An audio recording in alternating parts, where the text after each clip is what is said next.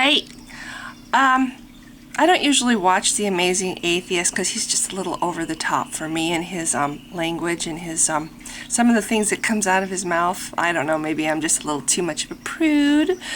But I was watching this video yesterday, and I have to say this is probably the best expression of how I feel about why I think the biblical God is a monster, and I would not ever worship him. So I'm just going to play this part of his little clip, and then I'm going to probably add some more comments. So here it is. Let me just turn this around.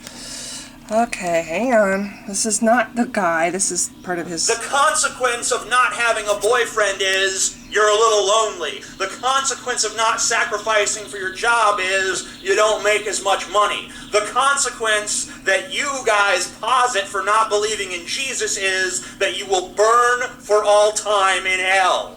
I mean, you conveniently kind of just forget that part, don't you? By that standard, isn't Jesus really the most scumfuck criminal in all of history? Like, if a guy that comes up to you with a gun and demands your wallet is a scumfuck, then Jesus is trillions of times a scumfuck, because he comes up to you and says, love me more than you love anything else in the entire fucking world, or I will burn you. And I won't just burn you once, I will burn you forever, for the rest of time. Every single second from now until infinity will be filled with suffering if you don't fucking love me. Let's just... See, this is what I'm saying. This is a problem I have with the whole God is love and Jesus is love and all that. I'm sorry. And I don't think that's a loving... I think that having the whole attitude that you have to love me or else, it's like, or else, you know, and then they want to call that free will. It's not free will, because this God that supposedly exists, that supposedly made us, knew when he made us. He knew before he made us which one of us are going to go to heaven and which one of us are going to go to hell. He knew before he made me, well, that I'm going to go to hell, if that's where I am going, which I don't believe, because I don't believe in heaven or hell. But the point is, he made me anyway, knowing that I would one day suffer eternity. Would a parent give birth to a child knowing that at the toward the end of their life they were going to go through nothing but agony, you know, forever, not just for a week or a day or a month or a year, but forever? See, that's hard for people to wrap their little brains around. God doesn't just tell everybody who doesn't believe in, well, the Christian God, let's say, basically, if we don't jump through the hoops that he wants us to, that's the consequence, that we get to burn forever. And this guy says it so well. How is that supposed to instill in me? Why would I want to follow that? Why would I want to worship that? I think I've said it before. If I was in heaven and I knew that even just one person, if I was in heaven and I knew Hitler, who's like, you know, I try to think of the worst imaginable people in history, and he's the first one that comes to mind for me. If I knew that Hitler was in hell, suffering unending torture and pain and agony forever, I'm sorry, but I could not enjoy heaven. I could not be happy. It would not make me happy hearing the screams of, and supposedly the church, the whatever, the bride of Christ, when they're in heaven, they're going to be able to savor the sounds of the suffering. I believe there's a verse in the Bible somewhere that says that. I'm not going to try to look it up right now, but I think you can Google it. Anyway, I'm sorry, but I would not enjoy the sounds of the suffering, not even if it was Hitler. Maybe for a couple days, you know, if you want to put it into that terms, because I don't think, if there was an afterlife, I seriously don't think we would have any sense of time at all. But, you know, okay, let's say Hitler, you know, what does he deserve? Okay, he might deserve a month. You know, I'd give him a month, or maybe even 6 months of unending agony and torment in hell. But forever? You know? That's beyond the grasp of human comprehension what forever is.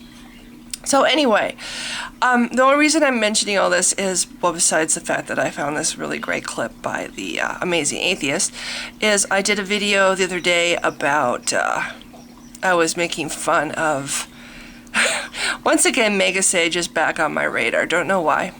In fact, the other day I was thinking about his name, and I was thinking, how would that sound if he were in Japan and he was being greeted by Japanese people who didn't know, they were looking at his name for the first time. Would they say Megasagi 007, Megasagi 007, or would they say Megasagi-san? Anyway, no, my last video, I was being very sarcastic about the how horrifying we atheists and how threatened we atheists are by Mega Sage. And that was just a joke, but he said in the video that I was using for my video that we don't get all angry and upset about the tooth fairy. It's like, well, yeah, and the tooth fairy doesn't threaten us with eternal agony and torment if we don't love him or her. And that's just it. How can you imagine loving something, or how can you call it love? To say to something or to somebody, you have to love me or I'm going to make you pay.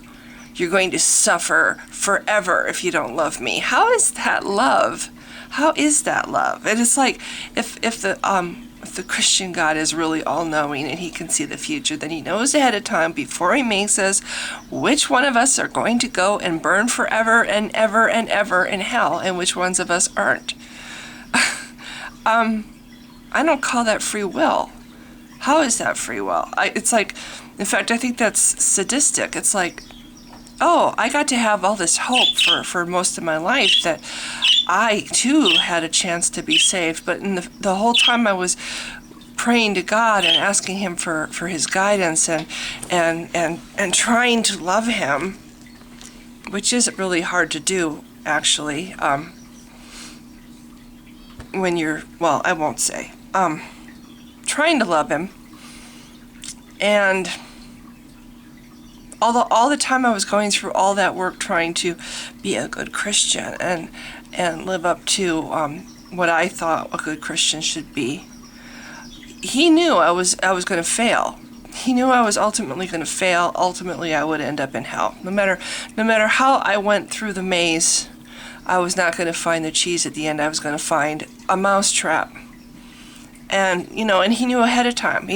When I went up and gave my testimony at the Bible camp when I was a little kid, and I gave my testimony and I had tears running down my face, he knew at that moment that, yeah, but you're only going to be doing that for the 40 years, and then you're gonna I'm going to put this in your path, and you're going to start seeing these things, and it's not going to start. I mean, everything supposedly is according to his plan. So is my atheism. So is the fact that I was presented with things that I could not explain and I could not justify about the things that I believed. And he knew ahead of time. I went through all the work, all the trying so hard to be what I felt I needed to be as a Christian, and the whole time he knew that I am destined for hell. So I don't call that loving. I don't call that a very just God. I don't call that a very merciful God. If God was merciful, he wouldn't put a gun to people's heads and say, "Love me or you're going to suffer forever." And if he was loving, he certainly wouldn't do that. I mean, think about what loving is, what any human parent of any... Yes, there's some horribly awful human parents, but a good parent, a loving parent, a parent who loves their child, would they ever threaten their child with torture and agony forever just because their child couldn't love them enough? And I mean, that child has a living, breathing parent right in front of them to love. How can this God, who doesn't give us any evidence of his existence, he doesn't bother to show himself, he doesn't bother to manifest that he exists to those of us who have trouble believing in something that has no evidence or proof, How can he punish us so severely for not being able to love him or believe in him? And he's not even around for us to see evidence of. And no, I'm sorry, nature is not evidence of God. Nature is evidence of nature.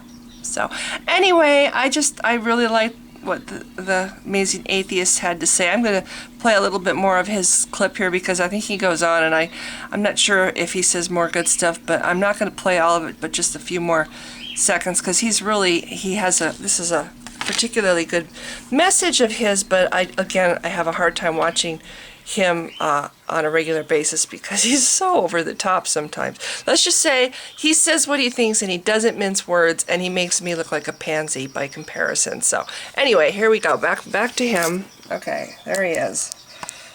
Oh, and this is called Jesus is a Scumbag, if you want to actually hear the whole thing. Let's face it, Jesus is a fucking monster. He's worse than fucking Dracula. He's worse than the Frankenstein monster. He's worse than the fucking Balrog in Lord of the Rings. He's worse than pretty much anything that any writer of fiction before or since has come up with, okay? And so the truth that I started to realize is... Okay, I don't want to play this guy. He's icky. So that's all. Thanks. Bye.